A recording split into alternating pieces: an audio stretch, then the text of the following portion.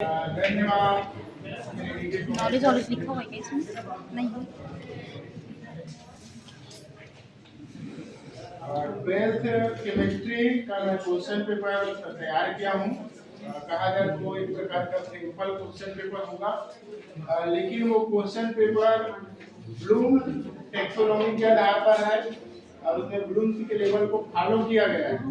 और अपना छोटा सा पिछला जो रिकॉर्ड मैं अपना बता रहा हूँ कि मैं जब अर्धवार्षिक त्रैमासिक जैसे पेपर होता था उसमें मैं इस तरह का कोई टेक्सोनॉमी का और ब्लूम्स लेवल का पालन नहीं करता था।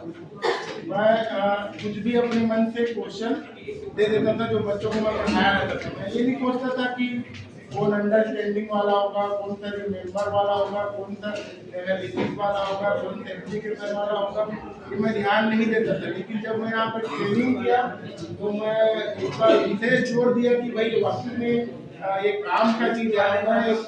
और यहाँ भी मैं जब क्वेश्चन तैयार कर रहा था तो उसमें भी मैं ध्यान नहीं दिया था कि क्वेश्चन ही तो बनाना है करके मैं क्वेश्चन बना दिया था। फिर सर को मैं एक बार दिखाया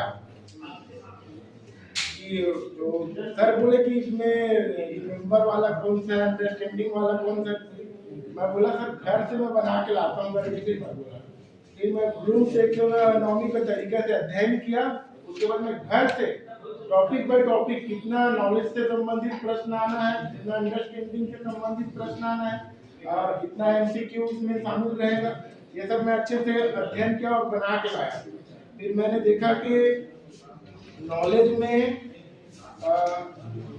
एमसीक्यू के 6 प्रश्न आना है और शॉर्ट आंसर के 1 प्रश्न आना है और शॉर्ट आंसर में जैसे 2 नंबर वाले 2 प्रश्न आना है। तो इस तरह से कुल 14 अंक के प्रश्न नॉलेज से संबंधित होगा और उसका वेटेज होगा 20%।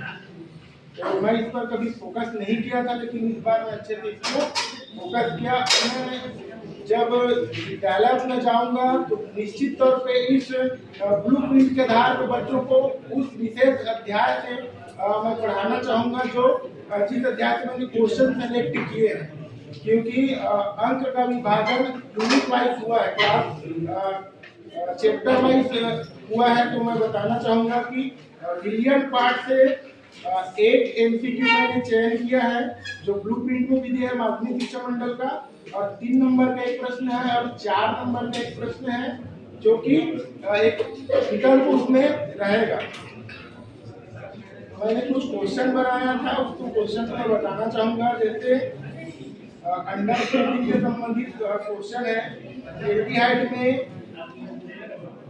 पीएचओ समूह का प्रमुख गुण क्या है।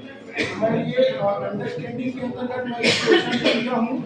उसके बाद एक और क्वेश्चन लिया हूँ, जैसे नॉलेज से संबंधित है, गैल्वेनिक सेल की परिभाषा लिखिए। तो ये सभी जो क्वेश्चन है मैंने चैप्टर वाइज इसको ब्लूप्रिंट के हिसाब से किया है और कहीं से भी मैं क्वेश्चन नहीं लिया। इतना कहकर मैं अपनी वाणी को जाऊँ।